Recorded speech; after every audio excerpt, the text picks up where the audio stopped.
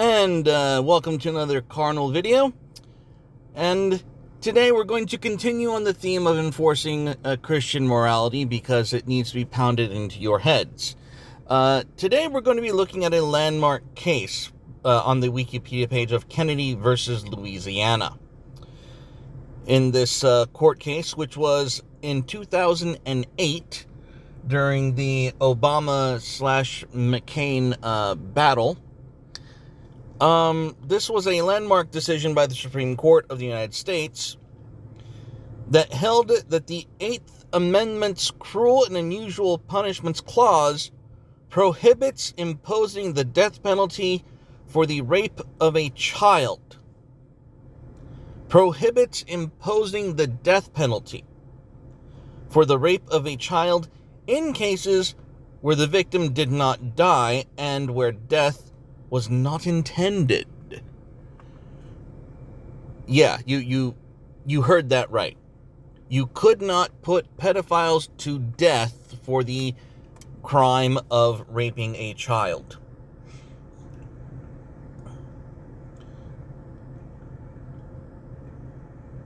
Now, it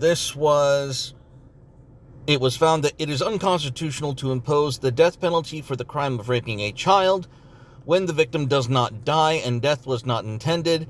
Louisiana Supreme Court reversed and remanded to lower court for resentencing. So, this was a 5-4 decision by the liberals of the court. Surprise, surprise. Kennedy was joined by Stevens, Souter, Ginsburg, and Breyer. The dissenting were Alito, joined by Roberts, Scalia, and Thomas. This is important, by the way. In the background, a man named Patrick O'Neill Kennedy was sentenced to death after being convicted of raping and sodomizing his 8-year-old stepdaughter. The rape, taking place in March 1998, was uncommonly brutal. The child was raped so severely that her vaginal opening and her anal opening had been basically that barrier had been broken. Tearing the victim's perineum is, I believe, how that is pronounced. The rape tore her vagina on the interior such that it separated partially from her cervix and allowed her rectum to protrude into her vagina. Invasive emergency surgery was required to repair these injuries. Kennedy maintained that the battery was committed by 2 neighborhood boys and refused to plead guilty when a deal was offered to spare him from a death sentence. Nevertheless, he was convicted in 2003 and sentenced under a 1995 Louisiana law that allowed the death penalty for the rape of a child under the age of 12. On appeal, Kennedy challenged the constitutionality of executing a person solely for child rape. The Louisiana court rightfully rejected this challenge on the grounds that the death penalty was not too harsh for such a heinous offense. Not a controversial opinion, which we'll get to later, unironically. The court distinguished the U.S. Supreme Court's plurality decision in the Coker v. Virginia in 1997, concluding that Coker's rejection of the death penalty of death as punishment for the rape of an adult woman did not apply when the victim was a child. And yes, this goes back as far as 1977, when the Supreme Court decided that you couldn't put a rapist to death for the rape of an adult woman. The Louisiana Supreme Court applied a balancing test set out by the U.S. Supreme Court in more recent death penalty cases, first examining whether there is a national consensus on the punishment, which there were at least six states who had these kinds of laws on the books where if you raped a child, you could be sentenced to death for it.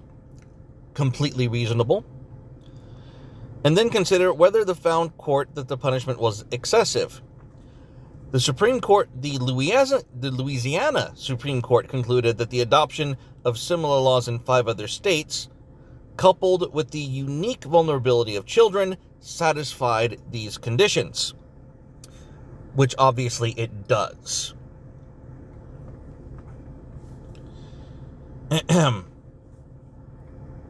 Now,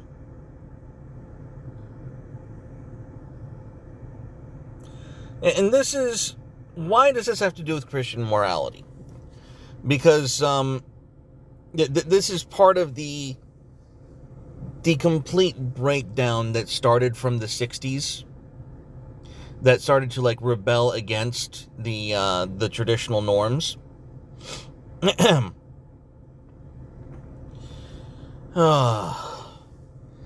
Now let's take a gander at this notion that there was not enough consensus. The majority ruled that this is just a bunch of tripe. In formulating the idea of national consensus, the court relied on previous cases, Roper v. Simmons, which outlawed the execution of minors, and Coker v. Georgia, which outlawed the application of the death penalty for the crime of rape. According to this majority opinion, the death penalty is not a proportional punishment for the rape of a child. Hard disagree, but then again, we're dealing with activist judges on the Supreme Court.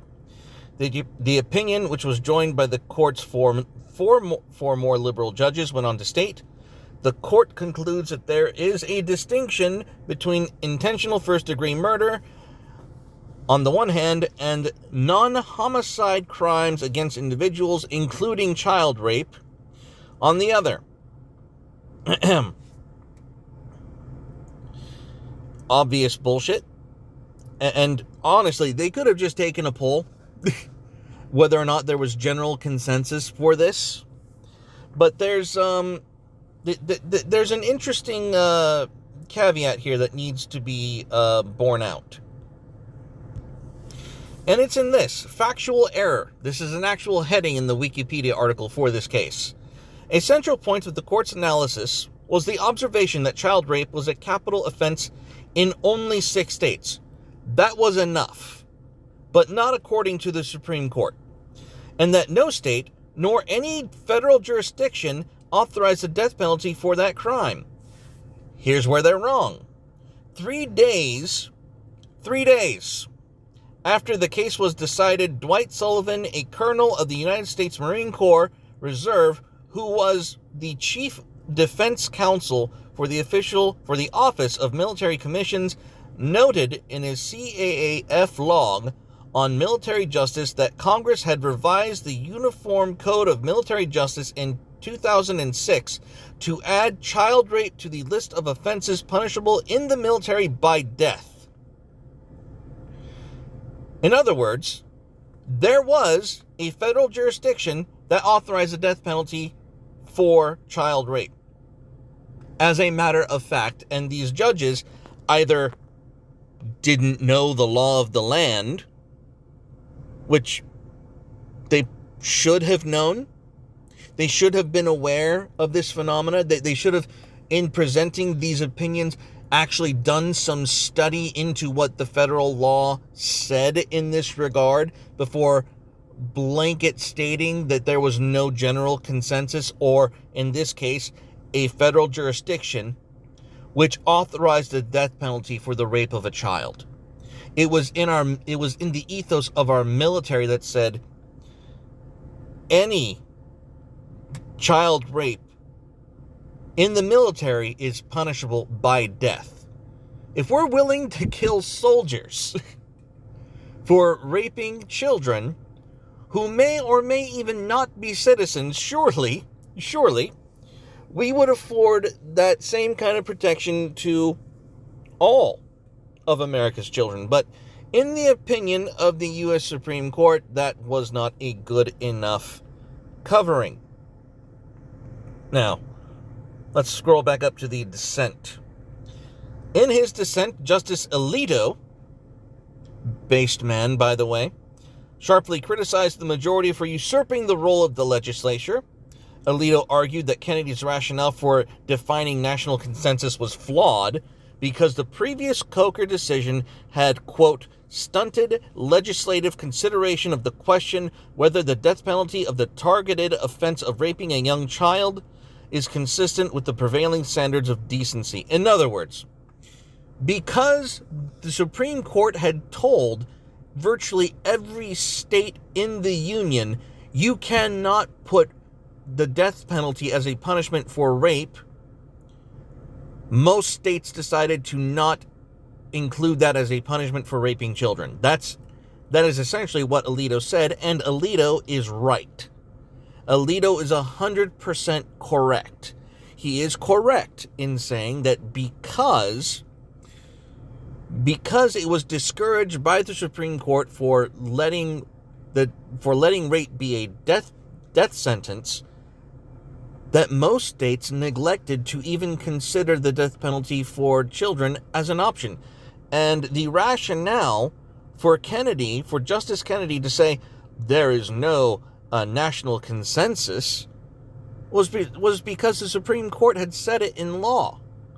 Not because there wasn't an actual national consensus. Virtually everyone back then and today would love to see a child pedophile rapist killed, put in the chair, given lethal injection.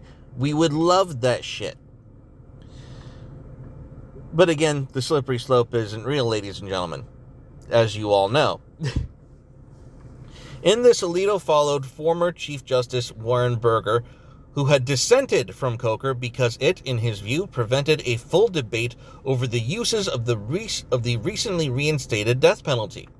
In this vein, Alito argued that the Eighth Amendment protects the right of the accused. It does not authorize this court to strike down federal or state criminal laws on the ground that they are not in the best interest of crime victims or the broader society. And he is correct, as he generally always was. Of course, this was, I don't want to get into how it was kicked around in the courts. That is, honestly, it's depressing. Let's just go over it. After the error was discovered, supporters of the law, including the governors of Missouri and Louisiana, and 85 members of Congress. There are over 500 of those fuckers in Congress, and only 85 showed up to petition this. Petition for rehearing. The DOJ also filed a brief supporting the rehearing, noted that it too had missed the 2006 amendment, since it had a duty to defend all federal laws. Since the decision called that law into question, it was duty-bound to favor a rehearing. On October 1st, 2008, the Supreme Court decided 7-2 to not revisit the decision. Only Thomas Clarence, by the way, only Thomas Clarence and Samuel Alito voted for the rehearing, while Scalia and Roberts wrote that the views of the American people on the death penalty for child rape were, to tell the truth, irrelevant in the majority's decision in this case, and there's no reason to believe that absence of a national consensus would provoke second thoughts. They should have still revisited this case. What they're essentially saying in concurring with the other 5 majority is that they had no power to reverse it, and that these liberal judges were just going to do the same thing anyway. That's what that essentially means. And I'm sharing this to drive a point home to you. We have seen in our media a push to try to normalize pedophilia. And how does pedophilia become normalized? Well, it gets normalized the same way any other degenerate thing becomes normalized. The law permits it. And this, in 1977, where they said you couldn't punish the rape of a woman by death, they used it to justify that you couldn't punish child rape by death. And once you stop enforcing something as horrible as child rape with death, that's the beginning of acceptance, whether you want to accept that reality or not. And this is why we need to go back to the Christian morality and let these fuckers do their job. Let the Christians have their way and set things right, because this is how bad things have been since 1977, and again reinforced in 2008. This is bullshit. And how many of you have heard of it? I just thought I'd share this with you, and look forward to your thoughts in the comments. Stay carnal, and God bless everyone.